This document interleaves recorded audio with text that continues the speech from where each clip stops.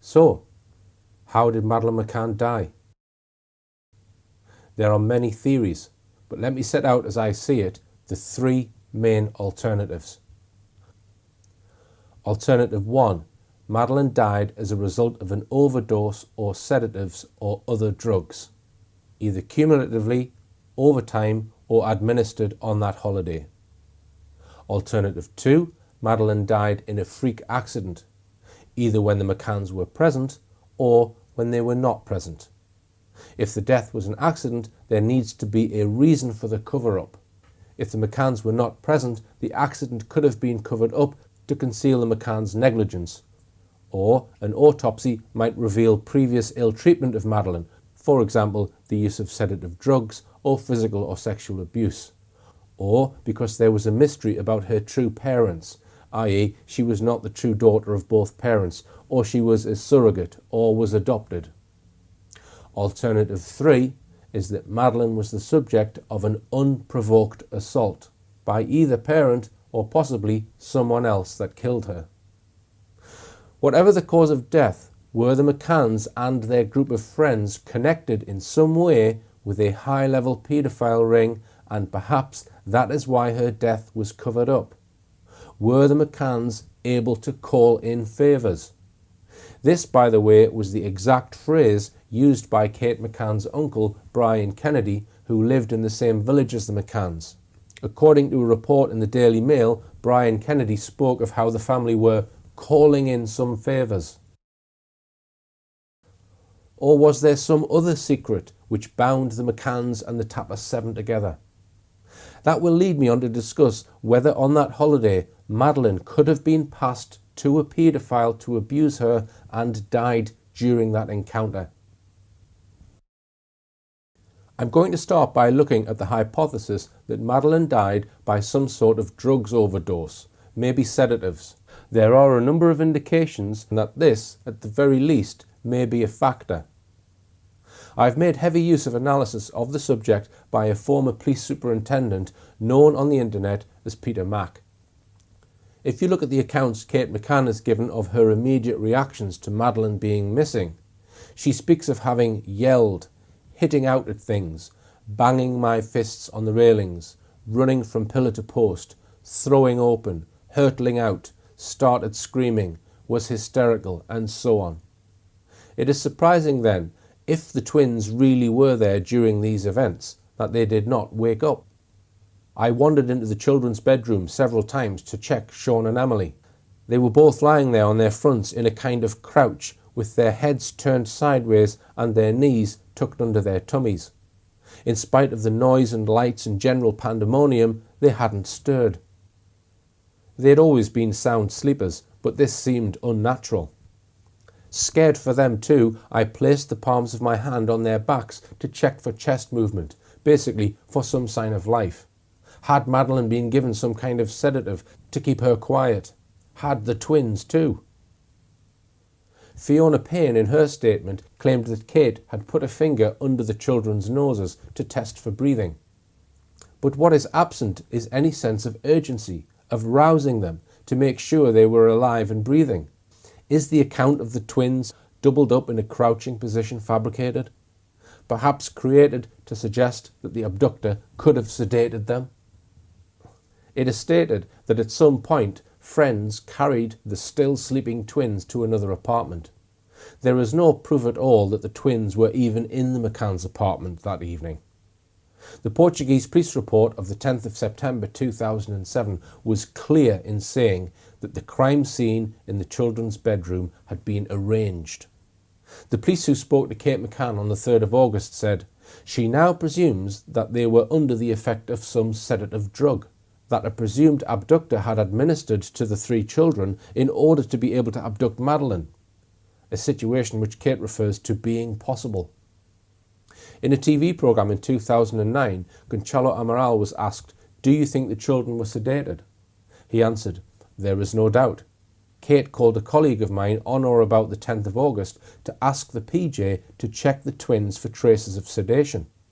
Kate was apparently alone when she called, and a bit upset. But that same afternoon, Jerry called and cancelled the request." Up until that date, more than 3 months after Madeline was reported missing, the McCaans had not previously asked the police to carry out toxicology tests on the children.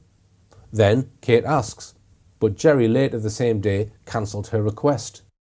Several weeks later, though, the McCaans organised their own drug tests on the children, which took place on the 24th of September 2007. That was very nearly 5 months after Madeline's reported disappearance. It allowed enough time for most drug toxins to have long since been eliminated from their bodies. Moreover, it was someone from the government-backed, highly questionable Control Risks Group who arranged to carry out the tests. The McCaans didn't initially volunteer the scientific results, but in the end, an Indian newspaper, Dajé, established that a company called Tricotest had performed the analysis. Kate McCAAN stated in her book, all the hair samples produced negative results. While this didn't totally exclude the possibility that the children had been sedated, especially given the time that had elapsed, it meant nobody else, including the PJ and the media, could prove otherwise. Nobody else could prove otherwise.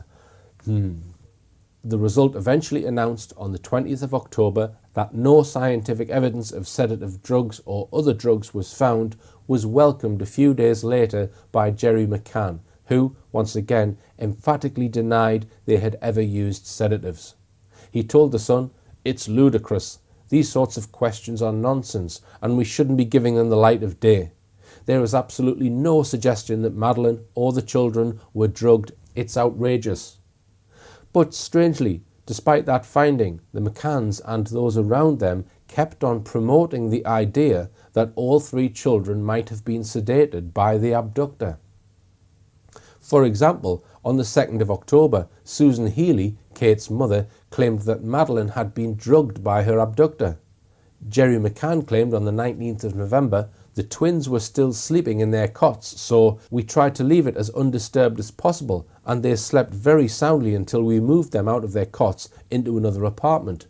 Which does make you wonder if there was any substances used to keep them asleep.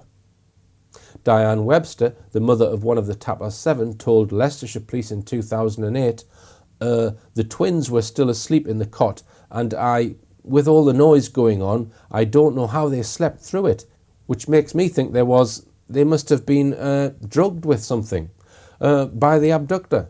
I think Madeline would have been drugged as well. Later, on the 10th of April 2008, Fiona Payne said, "But the twins were okay. I mean, they were fine. They were asleep, but at the time it did seem weird. They didn't wake up, and again, that was quite strange.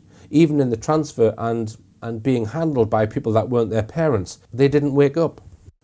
Later still, October 2009, 2 former detectives employed by the McCaans, Dave Edgar and Arthur Cowley, told a newspaper that they were convinced the abductor went to the family's apartment on May the 3rd, 2007, fully prepared with sufficient drugs, probably chloroform, to knock out all 3 children. The fact that Sean and Amelie, just over 2 years old, failed to wake when the alarm was raised, nor even as they were taken to another apartment in the cold night air, has persuaded the detectives that they too must have been drugged. And in a serialisation by the Sun newspaper of Kate's book, we read that Kate McCAAN said the kidnapper who seized Madeline may also have drugged her other 2 children, as she launched a new appeal in the hunt for her missing girl today. She said she had to check that the twins, Sean and Amelie, were still breathing because they did not wake as they began a frantic search for the missing 3-year-old.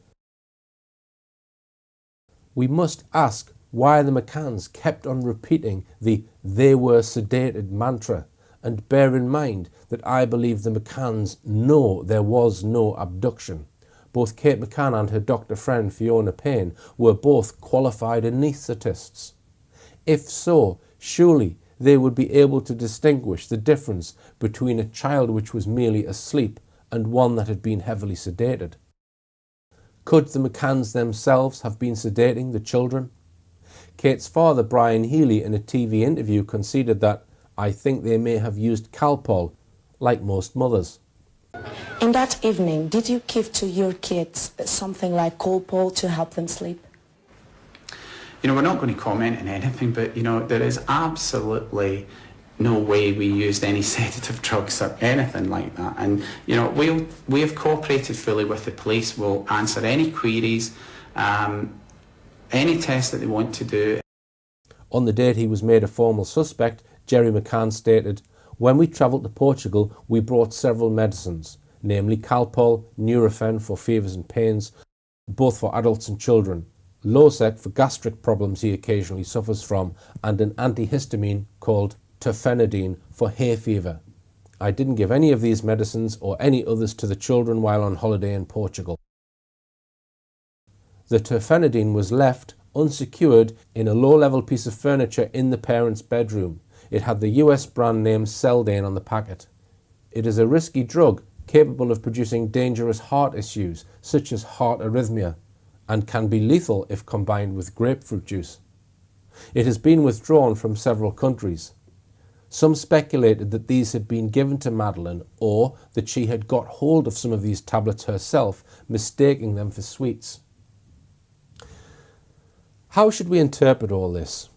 We have a family member telling an interviewer that the McCAANs may have used Calpol, yet Jerry McCAAN unconvincingly denies this. Then we have efforts to accuse an abductor of sedating all 3 children. A syringe lying close to some tranquilizers and surgical gloves was found in the villa where the McCAANs stayed after leaving apartment 5A. A Portuguese police report reads, "Were the children sedated?" Kate McCann, via the Portuguese police inspector who acted as liaison officer for the family, asked on the 10th of August why samples weren't taken from the twins in order to test the hypothesis that they had been sedated. She knew well enough at that time, more than 3 months later, that such an examination would be worthless. However, she went further and said that we, the investigation, should verify that the abductor had sedated Madeleine in order to accomplish his action, and that he had also sedated the twins as to be able to abduct them as well. But she didn't bring up these things at the appropriate time. What we know for certain is that the sedatives have periods in which to act as a sedative, and timings at which they are normally completely expelled from the body that vary between 6 and 200 hours. The McCAAN's medical knowledge is enough to know this. I suggest that the McCAANs did at least use Calpol and possibly other sedatives. Madeleine, we are told in many reports, was a very lively child. Therefore, is it possible that Madeleine was given an excessive dose of something, say on the Sunday night, and died later? A number of other possibilities have been suggested to account for the McCAAN's persistent angst about sedatives in this case.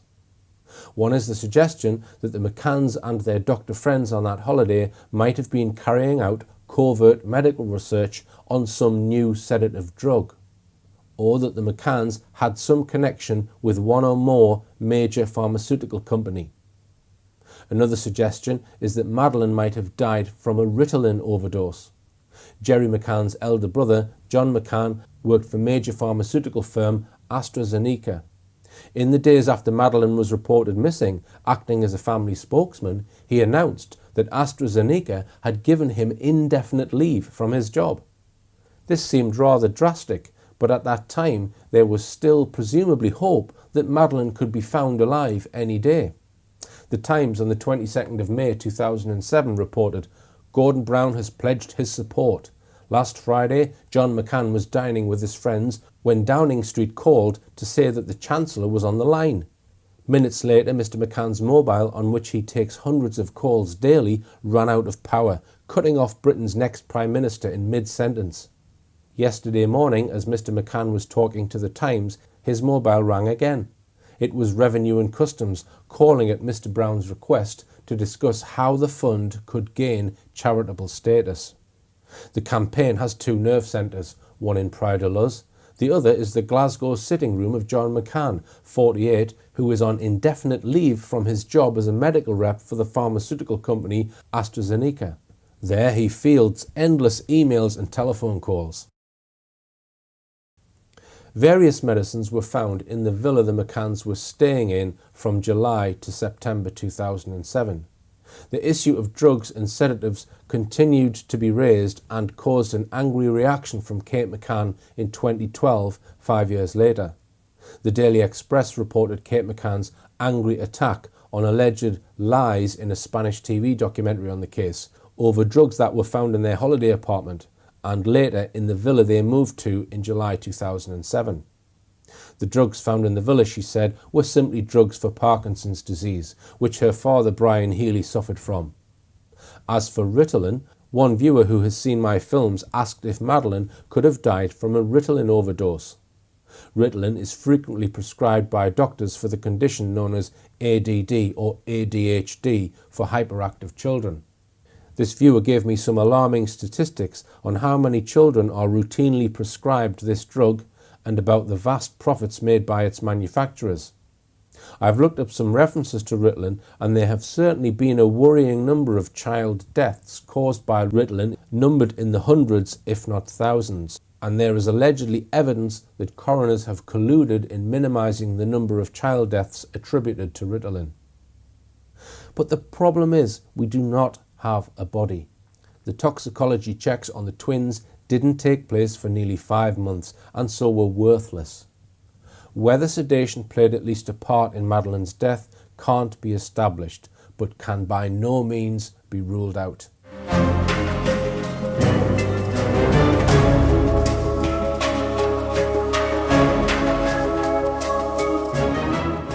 I now come to the freak accident theory, which was the one advanced by Gonçalo Amaral and the PJ inspector Tavares de Almeida, who wrote a report on the case on the 10th of September 2007, 3 days after the McCAANs were declared suspects. He concluded, the minor, Madeleine McCAAN, died in apartment 5A at the Ocean Club Resort in Praia de Luz on the night of the 3rd of May 2007.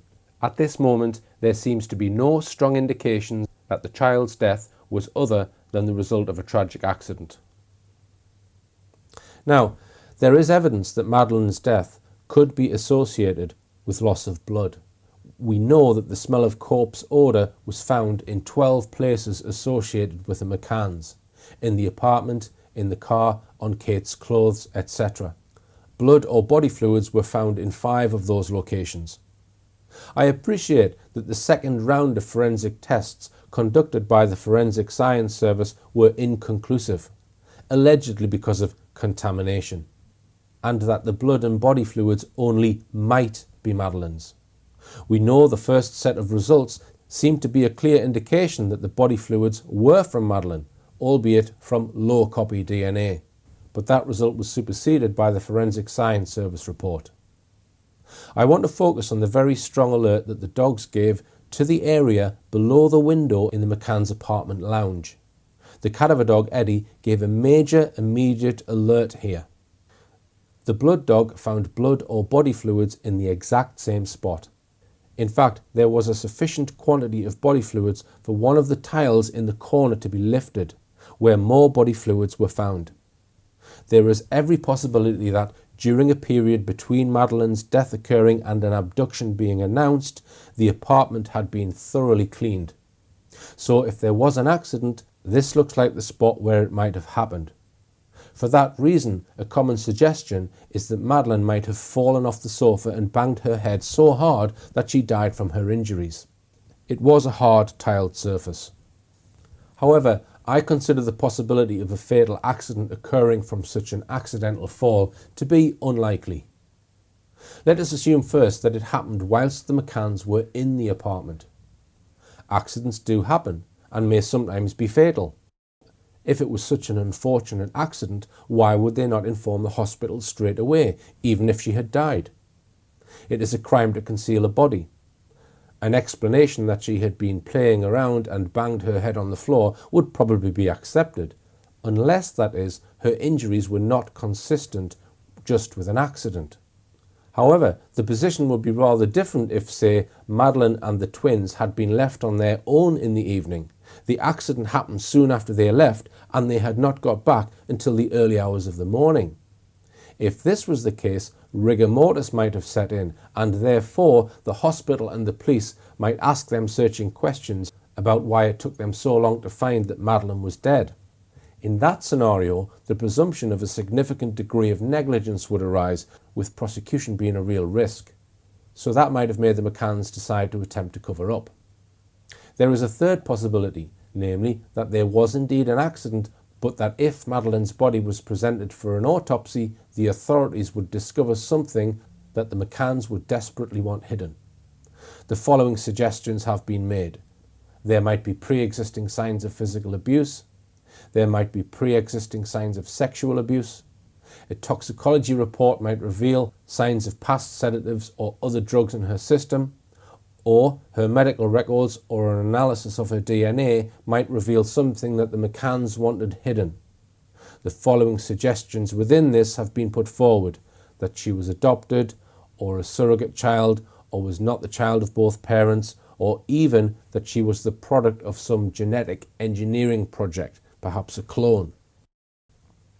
On the subject of possible physical or sexual abuse, we have a range of photographs and videos of Madeline which the McCanns have put into the public domain. Generally, they show a happy, active, talkative child. Crucially, we also have 3 photographs of Madeline which, as I showed in my last Madeline film, were most possibly taken on the first day of the McCann's holiday, Saturday the 28th of April. These show a happy, lively young girl enjoying her holiday. Whilst signs of abuse are not always easy to spot, there is no real evidence of Madeline looking unhappy, poorly fed, or unwell in any way. There is, however, one exception to that, and that's this photo, the so-called makeup photo, which seems to have been taken near the end of her life, which I will come back to later. The third possible cause of death I suggested was the possibility of an unprovoked violent assault. A sudden loss of temper, perhaps by either of the parents or possibly by a third party. One reason for suggesting this is that such an event would create a much more powerful incentive for the McCanns to cover up Madeline's death. Her injuries might prove that violence or excessive force was used, more than would result from an accident. The body fluids, including blood, found under the living room tiles is another potential indicator that a violent death may have occurred, possibly Madeline being thrown against the wall or the floor, for example. In the bottom right of this picture, you can see where the removed floor tiles were. Also in this picture, you can see several spots, numbered up to 13 on the walls. Altogether, the Portuguese police located 16 spots in the living room where they were able to obtain a sample of DNA from body fluids. 10 of these, numbers 4 to 13, were on the walls, 3 on the floor, 2 on the back of the sofa, and 1 elsewhere. Some have referred to the 15 spots on the wall, floor, and back of the sofa as showing spatters of Madeline's blood. We cannot say that on the basis of the Portuguese analysis. One spot was matched with the DNA of a previous occupant, Sally Gordon. The Portuguese compared the swabs with 280 local residents whose DNA might conceivably have been deposited in the apartment, but there were no other matches. There was not enough DNA on most of the swabs to attempt to try and match the DNA with Madeline's. In any event, the spatters are so widespread that they would have resulted from a very violent blow, which would surely have left a lot more blood everywhere. So, despite claims by some that these might be blood spatters from Madeline, the evidence is simply not there. But that by no means excludes the possibility of a violent event having happened. Something we should look at, therefore, is whether there is any propensity for violence in either parent. Starting with Kate McCann, here are some quotes from her own book on the night when she claims Madeline was abducted. "I was overwhelmed by fear, helplessness and frustration. I was hitting out at things, banging my fists on the metal railing of the veranda. The frustration and anger were reaching boiling point. I felt like a caged, demented animal. Finally, I erupted. I began to scream, swear and lash out. I kicked an extra bed that had been brought into the apartment and smashed the end right off it." And here are 3 other quotes from later on in the holiday. "My frustration with their lack of progress whipped up a storm of fury in me that was completely out of character. It seems to me now as if for several months I was possessed by some demonic alien that infiltrated my thoughts and filled me with anger and hatred. I needed a face on which to pin all this rage. My incredulity turned to rage. How dare they suggest I lie? My anger and ferocious maternal instinct began to permeate Jerry's despair. Keeping a lid on my anger, within seconds I was a raging lioness. I was incensed. My anger was bubbling below the surface. I felt such disdain, I found myself whispering, "Fucking tosser, fucking tosser." Later, Kate was to write of the Portuguese police detective Gonçalo Amaral, "He deserves to be miserable and feel fear. I wanted to inflict the maximum pain possible on him for heaping all this on us." Yet strangely, of the person who abducted her child, she was able to say, "I can probably forgive Maddie's abductor. I don't want to be eaten up by hatred." We know newspaper headlines cannot usually be believed, especially in this case, but I've noted how many of them over the years have mentioned the McCaans' fury, anger and rage. So it seems there is evidence that both Kate and possibly Jerry McCAAN might be capable of being temperamental, furious and angry.